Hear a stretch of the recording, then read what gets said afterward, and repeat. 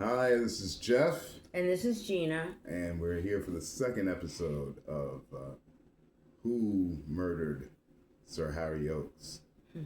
That Yeah. whole trial and unsolved murder. And we thought we'd start with this episode with the Duke and Duchess of Windsor. The he'd been abdicated as king maybe about a year and a half. Yeah. Somewhere around there.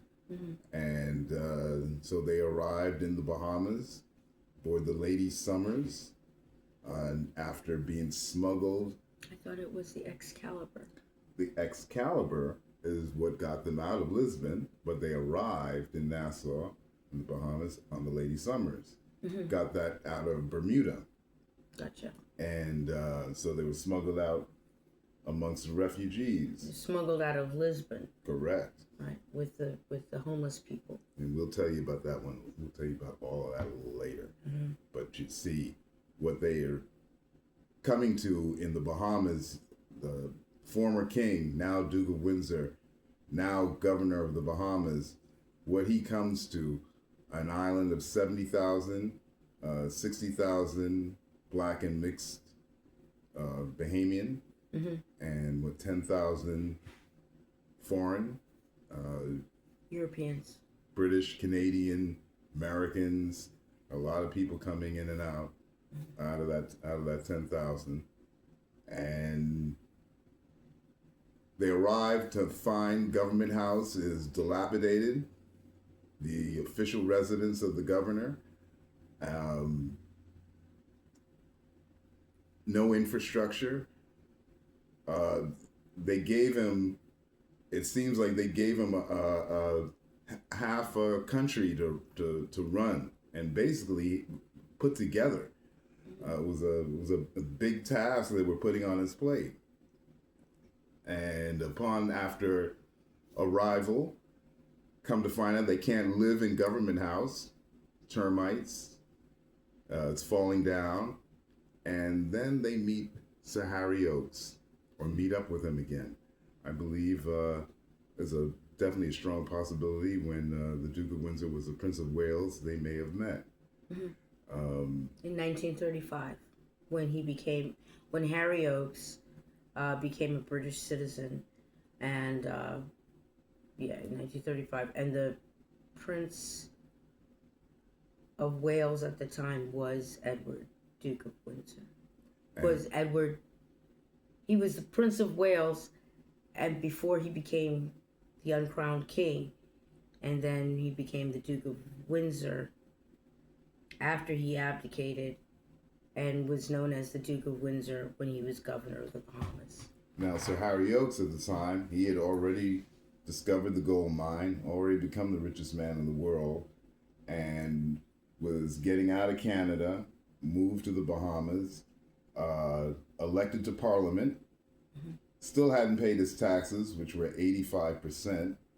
Supposed to be 85%. At that time. But he was also a nation builder in the Bahamas. He was investing, real estate, owned almost half of Nassau, the capital city, and he was doing water projects, all kinds of things. He built the water tower, and the catchment and the corridors, the catchment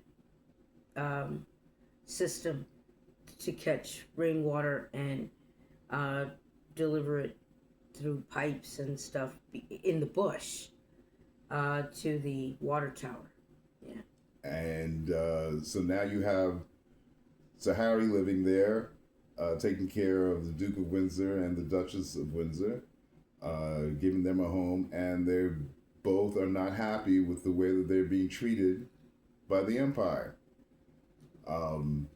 Starts off a unique friendship. They both have a dislike for what's going on, the leadership at the time. That's when the Duchess of Windsor is meeting all the merchants' wives of the island, and along comes Werner Wren, and the German created this vacuum cleaner, teamed up with this company called Lux, and then changed the name to Electrolux. That's the vacuum cleaners, right? Correct. Mm-hmm. And Werner Gren, Sir Harry Oakes, and the Duke of Windsor, of course not in that order, all became very good friends. And their friendship was based on Werner Gren helped with the Bank of the Bahamas, and their friendship was based on opening up a bank in Mexico. Yeah. To solve all of their problems. No taxes. Their own currency, if you will. Yeah. That was a focus. Sure. But that didn't come until like later on. You know what I mean? Yeah, setting up the Bank of the Bahamas. I mean, it was the Duke was already setting up banks in apparently in Portugal. Tried to. Yeah, he was living with a Portuguese banker, and they were trying to set up a bank in Portugal. And when he eventually just had to like leave, and so threats of being kidnapped at that point in time. Yeah, that's why he ended up in the Bahamas with Churchill. Sending him to the Bahamas, which was described as Elba in the book about Duchess of Windsor called That Woman. Yeah, I mean, I don't know if she really understood the gravity of calling the Bahamas Elba, but definitely the Duke of Windsor understood the gravity of calling the Bahamas Elba. And, it was just an island full of a bunch of wealthy people, the idle rich, nothing to do. And Napoleon couldn't get into any trouble by placing him in Elba. He could just frolic for the rest of his life. But the emperor in Napoleon would never settle for something like that. So I guess he was distracted by his anger and his hate for how he was treated, and he ended up getting caught again and ended up getting really exiled in St. Helena, which was no joke. Elba, they just shoot you in the back. St. Helena, there's no way out. It's something about imprisoning people on islands that is very, you could say it's very Roman, but it's something that I guess has been a point of contention in true leaders. With the Duke of Windsor, they took away his... Since the beginning of time. But anyway, go ahead. They took away his money, so his resources were rather limited. He didn't have the same resources that he did have, but he was applying himself with Sir Harry on building up this country, the Bahamas, which looked like it was stuck in time. Fishing village, little tourism, and not much more than that. Definitely no strong industry to keep everything afloat. High unemployment. Same thing as it is today, oddly enough. But Sir Harry and the Duke of Windsor really went about building. The Duke of Windsor put his own money into the government house.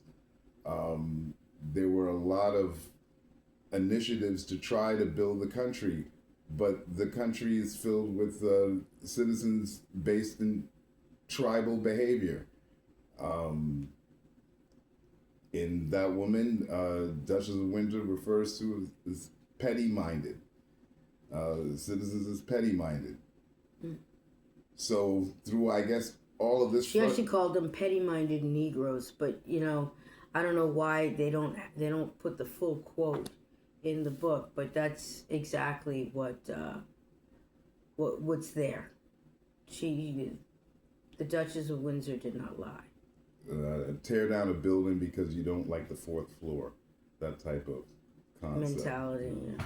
So these three men, Werner Gren, Duke of Windsor, Sir Harry Oakes, Werner Gren had alliances to Germany and apparently had been doing things outside. He was the main Nazi sympathizer, I think. Axel Wintergren was. That's why the British ended up freezing his accounts, and he ran off to Mexico to make a deal with Mexico. That's much later. Yeah, but what he did was he didn't have any money, and so he ended up sailing back to the Bahamas, and he apparently had a secret meeting with the Duke of Windsor at Norman's Key, which apparently I'm understanding that Norman's Key was owned by the Duke and Duchess of Windsor as well at the time. And Norman's Key, smaller island. Bahamas is an archipelago at the time made up of 700 islands, lots very, very small. To give you an idea of what Norman's Key, the function of Norman's Key was, let's just say that Sir Lyndon Pinland. That's in the 80s. Yeah, when he became Prime Minister, he allegedly sold Norman's Key to Carlos Leader, the notorious Colombian drug dealer that was trafficking cocaine from South America into the Bahamas and then into Florida and other destinations. So and he was doing it from Norman's Key. So the Duke of Windsor's old spot. So just to give you an idea. Now, with the three men, Werner Gren, Duke of Windsor, and Sir Harry Oakes, teaming up, Sir Harry still having not paid his taxes. At this point, we know a murder took place. We know these three men were planning a bank in Mexico. Between Sir Harry not paying his taxes and the plans for this bank, Sir Harry ends up dead. Yeah, well, because he went and he let Harold Christie know that he was leaving. Harold Christie was big time real estate, helped sell all the land to. But Harold Christie became a big time real estate magnate because of Harry Oakes. Harry Oakes was his best client, his main client, who bought up everything. Bought up what, 4,000 acres? Enriching Harold, as well as other Bahamians that were dependent on him. And if Harry Oakes had left on July the 8th, as he planned to, July 8th, 1943, when he was found dead, if he was actually successful in leaving, he probably, and taking his money with him, the economy would have collapsed at the time. At least that's what Harold Christie thought. He had to stop him.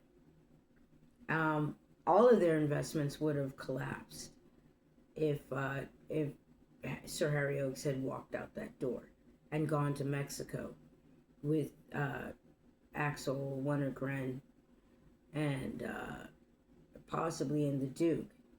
Now, this is the reason why it was illegal to move money, to launder money during wartime. And that's all they were doing. They were just moving money from one country to the other through a secret banking system. and they got caught. Harry Oakes got caught trying to launder his money and move it out of the country, and he ended up paying the ultimate price for it, which was with his life. Now, the participation of those natives over the years, their children have benefited. Many guesses as to who, and we can see a few people who have had long-term positions in government career that were about voting in, were under the guise of democracy and able to keep their jobs 20, 30 years. Unreal. It's only for a few people. But again... Yeah, there's a lot of nepotism going on. You have to be born into the circle in order to be part of the club. The petty-minded and the tribalism that goes back to Duchess of Windsor and how that all fits in. And you could even marry into the system too if you want to, but I wouldn't suggest it. There was an Italian at the time on the island, Alfred de Marini, who supposedly bought his count title from an Italian count, and he tended to look down at the Duke of Windsor as of someone losing an empire, and apparently he was discourteous. Mm-hmm. So when the time came that Sir Harry's body showed up, the Duke pinned the murder on Marini. It was no surprise. Marini, he was He was sleeping around. He married Sir Harry's. He was getting to marry Sir Harry's daughter. He was just acting too French, and it was just they didn't like that. He was a bit flaky. He had no courtesy for anybody. He wasn't. He was very arrogant, and they didn't like it. And particularly the Duke didn't like the fact that Count Marini came to Government House to speak to him, and ended up leaving Government House, telling the Duke of Windsor that he's the pimple on the ass of the entire British Empire. Now, after the man had to abdicate, and he's been fighting with his brother, he's been disrespected by his brother, who was trying to keep family politics indoors and not allow the Duke of Windsor the opportunity to maybe run for Parliament, run for the House of Commons, or somehow influence the House of Lords. That by making him a royal duke, that excluded him from getting involved in politics, which he probably would have been very successful because he was a popular king at the time. As the rule goes, can't have two kings, can't have two queens. That's true. That's one monarch. So Duke of Windsor was very popular. Mm-hmm. And can't have two kings in the same land. You're right. And Winston Churchill, Parliament, very protective over a split, making sure that the Duke did not become an ambassador, that after the Bahamas, that was it. But it seemed like that policy, you can't have two kings. That during that time, World War II, there was a lot of that going on, because you had Lord Mountbatten, who was pretty much he was the Viceroy of India.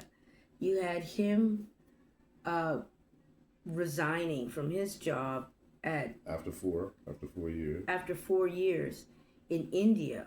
He was supposed to do the transference of independence. Yeah, but he didn't start off like that. It was like the Indians demanded that he hand over power back to them. They demanded their independence. And I think it had something to do with his wife sleeping around with What was that, Gandhi? Yeah, they had a relation. Yeah, yeah. Mahatma Gandhi and what was his wife's name? Jesus. Edie, but Lady Mountbatten. Lady Mountbatten. That basically, yeah. So Gandhi was sleeping with Lady Mountbatten, and then the familiarity was breeding contempt. They asked Mountbatten, you got to go, and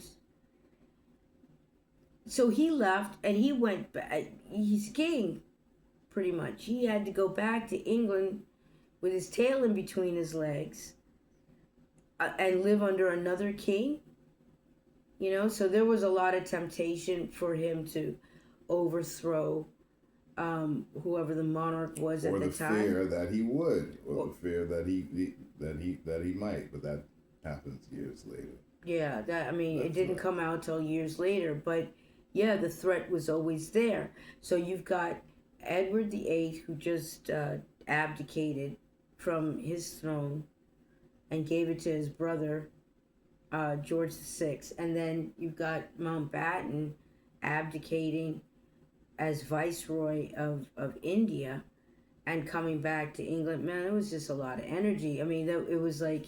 verge of war. In the midst of war. Well, I think that they haven't seen that kind of activity going on since Queen Elizabeth I, Mary. Yeah, Mary, Queen of Scots. You know what I mean? Like those two queens clashing, and one ended up without a head at the end of it. So that's how intense it could be.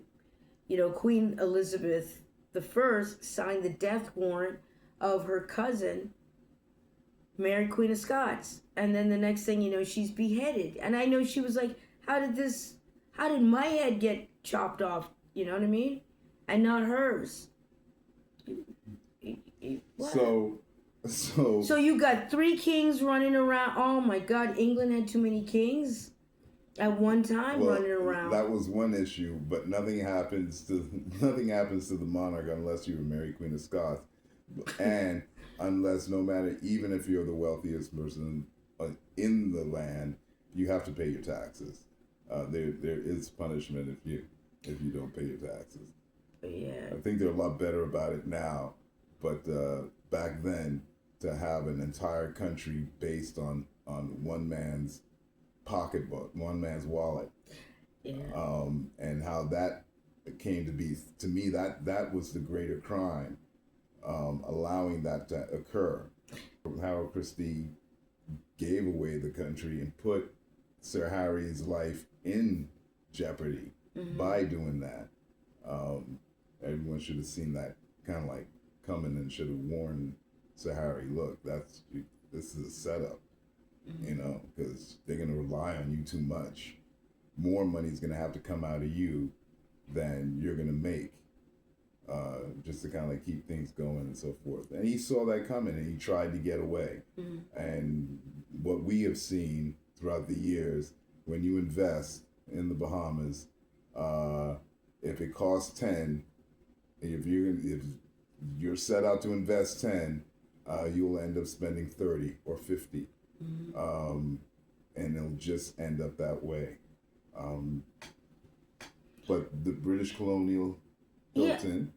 What about the British Colonial? That was another property that Sir Harry owned. Yeah, that's where only the commissioned officers were allowed to meet and stay at the British Colonial Hilton. The non-commissioned officers at the time that's the RAF, the Royal Air Force, right? They had to stay at the Royal Victoria Hotel, which was further into downtown by the seat of government. That's on. That was in between Parliament Street, Charlotte Street. No, that was Parliament Street because that was right across the street from Green Shutters. So the Royal Victoria Hotel was right there in Parliament Square at the time. Yeah, and hotel's still standing. It's owned by the Chinese now. And With the Royal Victoria Hotel? British Colonial. Oh, the British Colonial Hotel, yeah. Yeah, owned by the Chinese. But that was another thing. And they used to have a bust of Sir Harry's face. Mm-hmm. I don't know if that's still there. And they used to have the statue of Woodes Rogers.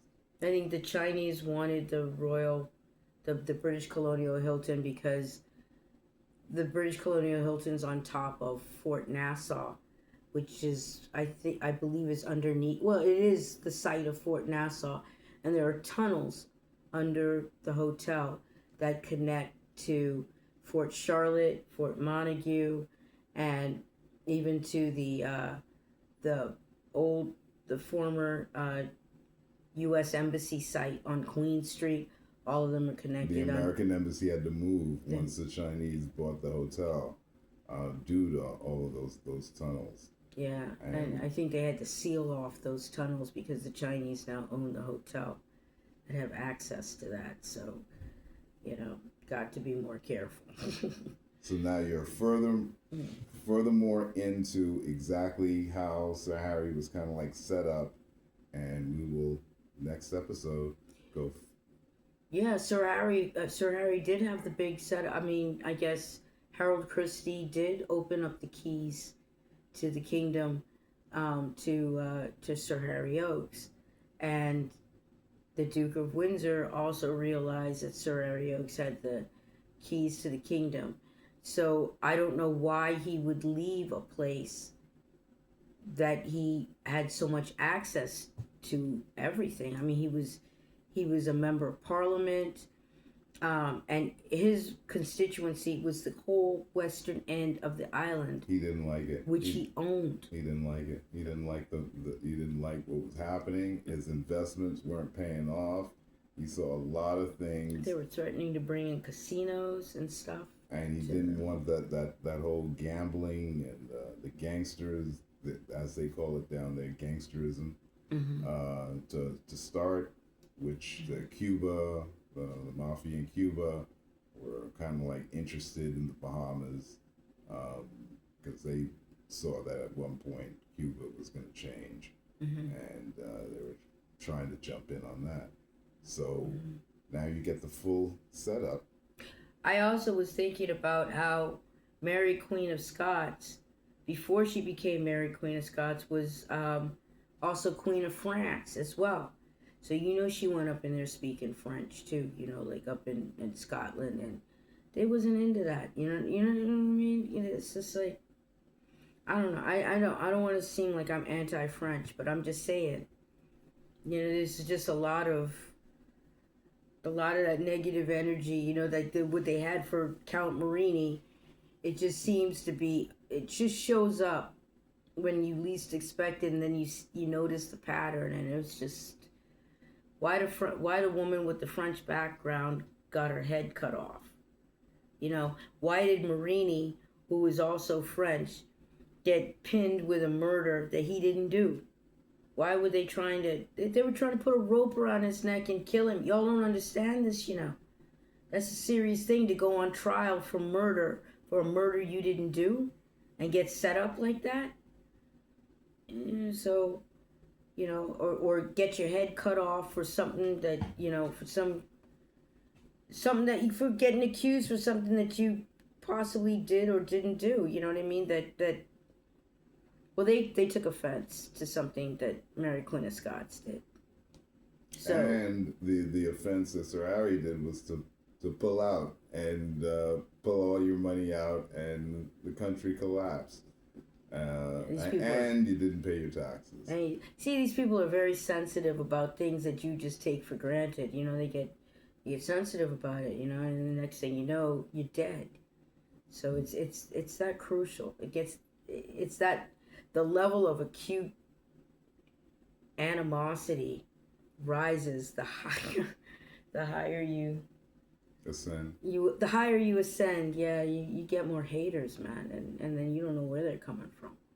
So that's what we're talking about. We're talking about the level of hate that these people experience, on this level, and so we got another book that we're looking at that woman. I think we showed you that before. So we will be discussing this in the episode 3, as well as other books that we're getting our material from to discuss. Getting the evidence to present in a totally different way, because through the way that the country was back, the way the Bahamas was back in the early 40s, to the way it is now, and to kind of like link everything up. Mm-hmm. Okay, so till next time, this is Jeff. And I'm Gina.